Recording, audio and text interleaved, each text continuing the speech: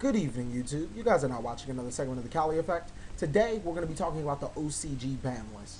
A totally different list from what we have in the TCG. I think that this deck, or I'm sorry, this list is basically saying this is two different type of Yu-Gi-Ohs in the OCG and the TCG, and it will be very interesting how they do worlds. You know, mainly because we have two completely different lists for that. Maybe they'll do some type of draft or possibly some different lists from the TCG and OCG just to test everybody's skills. Possibly a list that they just make up on the spot to make everybody think about their deck building skills. Let's get down to the list though. Forbidden is Return from a Different Dimension, an extremely broken card that gotten so powerful over time. You know, the ability of Dragon Rulers going around banishing everything from your graveyard, your hand, just banishing everything, and being able to +5 from this card, even in early game, is just too much. The card became extremely broken ever since Dragon Rulers have became a deck. Without the, let's say if the Dragon Rulers never existed, Return could probably stay at 1. It probably would go unnoticed like it has been in previous formats. Just a weaker version of Dimension Fusion, I think. I don't remember that card's name. The one where you pay 2,000, you special summon from the Banish Zone. Just any type of mass summoning from the Banish Zone is a little too much for this game right now. But if the Dragon Rulers do leave, or if they were never existed, Return from a Different Dimension probably wouldn't be in this spot. So that just shows you how good Dragon Rulers are, just banning cards that really don't, you know, that really didn't merit a ban at the time, other than Dragon Rulers. Next are the limited cards. Elemental Hero Bubbleman, Atlantean Dragoons, Cyberstein is coming off the list to, or coming off from ban to being to 1. Evil Swarm Ophion, Sacred Swords of 7 Stars, and Gold Sarcophagus. Now, the Atlantean Dragoons hit, as well as the Abyss Sphere hit, and Mermail Abyss Stias hit. Kinda hurts Mermails. I mean, just about now, Mermails are they're feeling the pain right now. I think the deck is extremely crippled. Possibly even dead by the way that you think. You took away Stias, which is the searcher. You took away Sphere, which special summons your Lin to get your Lin plays. And you take away Dragoons, which is the other searcher. So now your Mermail deck is extremely limited. Unless Konami comes out with some new cards, Mermails aren't going to do a damn thing. The limitation of Evil Swarm Ophion, I think, is pretty good. But we already know why Evil Swarm Ophion was limited. It wasn't limited because, you know, it's a stupid card that shouldn't exist. It was limited so Konami can sell, even in the OCG, the Cyber Dragon support and all that other trash that they're trying to push on the OCG.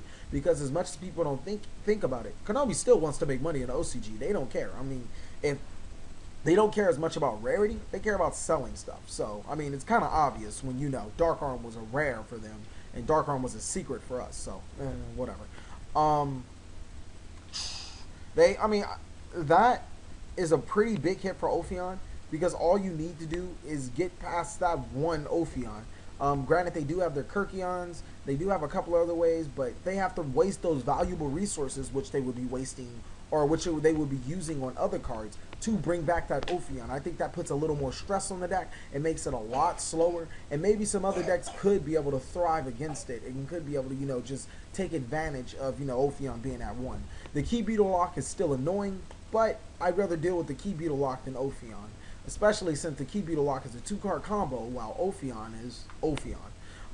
Cyberstein off the list. I think this card isn't going to do anything for us. I mean, if it was to come off the list for us right now, I don't think it would do a single thing. I think it is an amazing card, and there probably are some fusion monsters that I'm not thinking of at this current time that would make Cyberstein an amazing card right now. But 5,000 life points just to summon a Blue Eyes Ultimate Dragon? Come on. This obviously has to be done. This is obviously doing something with the new Cyber Dragon support that they're trying to push on us. It does have Cyber in its name, so I'm almost 100% sure this is doing something with the Cyber support. Next, limited on the list, is Sacred Swords of 7 Stars and Gold Sarcophagus. Whoop-de-damn-do. Dragon Rulers finally got their nerf in the OCG land. Unfortunately, the Dragon Rulers aren't at 1, they are at 2. So, it's definitely going to be interesting how that pans out. Elemental Hero Bubbleman to 1 is almost confusing. Because, while yes, the OCG is different, I don't, like, heroes, I mean, you already banned Stratos. I don't think heroes can ever be tier 1 again. You ban Stratos. They can be tier 2, but now you just banned Bubbleman, or you limited Bubbleman, so you're just hurting the deck. Maybe it's some type of OTK or FTK that they're coming out with, the new arc summoning or the arc thing that they're coming out with. Maybe we're not seeing the whole thing. I think that this is only one side of the story that we're seeing with this ban list, because Konami does tend to treat that their OCG players a little better than their TCG counterpart. Next on our semi-limited list is Blaster, Redox, Tidal, Tempest, Honest, Plague Spreader, and Lonefire Blossom. Dragon Rulers are still very much alive in this format. I think Dragon Rulers could probably ruin the format once again. You brought Lonefire Blossom down to 2. That makes Plant Rulers even more viable. And you also, as I can see, and no longer limited, you put Debris Dragon to 3. So I'm thinking in my head, is Black Rose limited to 1, or is Black Rose banned or something? No, not really. I guess Debris Dragon, you just go ham, keep on special summoning those monsters from the graveyard, going into Black Roses all day, then wipe the opponent's field. And then the other dragons can just do what they want. I think Dragon Rulers are still very, very viable in the OCG, possibly even ruining the format. You know, you really don't have to deal with Ophion because he's at 1. And if you did have to deal with Ophion, you still have your Xseed plays and your Debris Dragon into your Mythic Wood Dragon, the Xseed into something to get over your Ophion. So it's not really that bad for Dragon Ruler players. I just think that this deck has not been toned down or addressed with the OCG land. Maybe it is something that I'm missing again, but like I can say, like they didn't even address the Dragon's Ravine, which is the main thing to send all of the dragons to the graveyard. But who knows? Maybe putting the Dragon Rulers to 2, which is something that I hope for, is the only thing that they needed to do to kill the deck. It is definitely a lot of dragon here. Let's put it that. It's a lot of room for opportunity for the Dragon Rulers to capitalize being at 2. And maybe Konami does regret putting the Dragon Rulers at 1 and thought that they weren't, I don't want to say a horrible design because they're not the most amazing design in the world. They're pretty bad at design. They're not the most horrible design cards in the game. You know, seeing Raigeki and Harpy's Feather Duster. Next is Honest, which, oh my god, I want to play, this makes me want to play Little C, but at the same time, I realize that Honest, or Lightsworns, just got 2 Honest. They got their hand trap, and they have Blackluster Soldier in the same format. It's just pretty dumb. So I can just drop a Blackluster Soldier. Keep in mind I have my Monster Reincarnations, I have my Beckonings of Light, and then have my Honest, which is now even more easier for me to obtain because of Blackluster Soldier. If you guys don't remember, Honest went down to 1 the same time Blackluster Soldier came off the list for this reason. You attack with a monster, you activate Honest. Blackluster Soldier gains that attack into the end of the turn, and then you attack again. So let's say if I'm attacking against open Blue Eyes, I summon Blackluster Soldier, I attack, I drop Honest, you take 3,000. Blackluster goes up to 6,000. Now I get to attack again for 6,000 more damage. Does anybody, like, that's a 2-card OTK. And the only thing that has to happen is that the monster has to be at least, I want to say, 2,500 attack. 55, so my opponent would take 25, then my monster goes to 50. Yeah, all it have to be is 2,500 attack, which is ridiculous. This game is based on summoning high amounts of monsters, so you can imagine that it's going to be extremely prevalent there. Another thing that I hate about Honest is Boujins. Yeah, they just got 5 Honest now. That's too much Honest. They have their 2 Honest and their 3 Cranes. All the bad players that want to run Crows, so they have 8 Honest. It's just way too much Honest. Granted, Honest is a very battle reliant card, and your monster has to be light, but those light decks are just a little too powerful right now. You know, with Lightsworn having the plethora of options with Judgment Dragon, Blackluster Soldier, Chaos Sorcerer, their new Synchro, just so much options, and now they have Honest, which just puts it over the top. Plague Spreader Zombie to 2 in the OCG land, I don't think that it really does much of anything. I don't think that it merits anything. If Lightsworns do want to go pure Chaos Synchro Lightsworn, they have Plague Spreader Zombie as an option. They have 3 tuners, which is Minerva, Raiden, and now Plague Spreader. So they have their 4, the 3, and the 2 to go to whatever play they need. The only thing Lightsworn really need this format is Brionac, and then they'll just go ham on everything. I think they'll be tier 0. Last but not least, Lonefire Blossom at 2, which I do think aids the Dragon Rulers really, really well, so they can use their Plant Ruler stuff. They have another target for Debris. You have 3 Debrises with the Mystic Wood Dragon, 2 Lonefires, a Dandelion, and what else, a Spore, or where else you ever decide to put in there. I think that goes really, really heavy, really good together. But the reason why I personally like Lonefire Blossom at 2, and Debris Dragon at 3 as well as Thunder King Ryo is because I can finally play Debris Heim in this format. Like, I will play Debris Heim until I die. For you guys that don't know, Debris Heim is a deck that specifically focuses on Titanial, Thunder King Ryo, and dropping Black Rose. You use Skill Drain to control the board. If you don't have Skill Drain, you drop Black Roses for days. And you just basically use your plant engine to keep fueling your Titanial just to control the board. It is a very control-centric deck, an extremely good deck, and probably my favorite plant-type deck. I definitely would push for that, but I know the repercussions of having that. You get your Dragon Rulers running amok, and you just get too much stuff. I ain't got time for that. Now, no longer limited on the list, Bestiari, Earth, Debris, Grandma, Gores, Thunder King Ryo. Now, Bestiari, it's a card that either should have been at 1 or should have been at 3 because nobody plays 2, or nobody plays more than 2.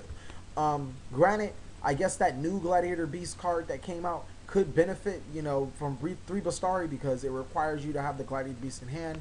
You special summon him, special summon Bestiari in hand. Bestiari gets this effect, blow up a card, XP. Like, I guess it makes Test Tiger variants more good, more better. Well, I'm sorry, not more better. It makes them better. More better isn't a word. The new Gladiator Beast did come in a little too late, though, which I'm pretty pissed about, because it's finally an answer to Stardust Dragon, and now people have Stardust Radiance running around, and you got to deal with that thing. And this Gladiator Beast card cannot get over Stardust Radiance, so it's like, thank you, Konami. Thank you for giving us a card a little too late. I guess, but then on top of that, I still never play more than 2 Bastaris, just because it's so searchable. You can special summon it with the new Gladiator Beast card, which I think is called Augusto or something like that. It's something very weird. But Bastari coming to 3, I don't think is much of a changer. The OCG can now play agents minus 1 Arclor Christia because they do not have Arclor Christia at 3. I don't think agents will be much of an impact in this format, the way that it's shaping up. But on the plus side, you do have Ophion leaving. You do have Mermails leaving, so maybe agents could step up and make that next turn to become a high tier 2 type deck. Maybe we'll see them top. Debris Dragon to 3, like I've stated before. Why do you bring the Dragon Rulers to 2 instead of 1? You have to kill the deck. You also leave you also leave Dragon's Ravine off the list, which is pretty dumb. And you allow so many decks to have just stupid options with this Debris Dragon. Like I've stated before, Debris Heim will not be the only deck that will abuse the living daylights out of the plant engine. You definitely revive that in OCG land. Neospatian Grand Mold to 3. I really think that should happen now. I mean, I need Neospatians for my Ice Barriers, guys.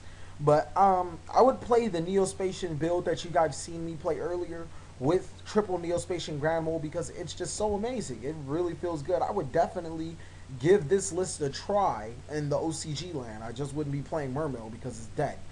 Gores to 3. For what I have seen, Gores hasn't been doing too much damage at 2, so let's bring it to 3. It is a level 7. It's not as devastating as it used to be because of the main phase 2 interactions have become a lot more prevalent in this meta. And Thunder King Ryo to 3 is something extremely questionable. First, I questioned when they brought it to 1, and now I'm questioning why they're bringing it back to 3. Like, what do you want to do with Thunder King Ryo? Do you want it at 1 or do you want it at 3? Please pick, Konami. It's really making me mad. Thunder King Ryo is a very, very dominant card in any meta where you have a lot of back row, which has been addressed by our ban list. You know what? What is the last Yu-Gi-Oh! OCG ban list? Okay, forget it. I'm pretty sure. I'm just going to go ahead and say it was addressed in the OCG ban list as well because our ban list is just flip-flop. It's so different now. I can't even tell which ones are which. I wish it would tell me the whole thing. I know most of it. I just can't remember all of it. Thunder King Ryo is going to be extremely dominant. Alright, sorry about that. I need my lamp for my Ice Barriers, guys. I know you guys can't really tell the difference, but I can. I don't know if you guys can tell the difference. But back to what I was saying about Thunder King Ryo. Just, I don't know, Konami. You put Ophion to 1, but you bring Thunder King Ryo to 3. It's just so many moves on this list that is just completely, like, it just weirds me out. But definitely Little City's a contender in here. You get your 2 Honest, your 3 Thunder King Ryo, your 3 Alias. Yes, you lost to Stratos, but you can make up for it with your 3 Thunder King Ryo. It's something we haven't had in a while. This list is extremely interesting. I really would love to play under this list with some of the wacky decks. Nothing really competitive, just some stuff just to play around in. Just overall, just a really interesting list to play on. Maybe this is what Konami should be doing, is to make a format more balanced. But who's to say that this format is balanced at all with all the power creep? With the dragons still staying alive, they must really predict dragons to be dead by their next set. The honest going to 2, which is just if you ask me, it screams money. But I know Konami isn't that dumb with the OCG. They don't try to bleed the OCG out of money. They don't make secret rare Judge J Days and all that other stuff for the OCG. So it's probably what we should have as a list. But thank you guys for watching another segment of the Cali Effect. Please like, comment, subscribe. Most of all, enjoy.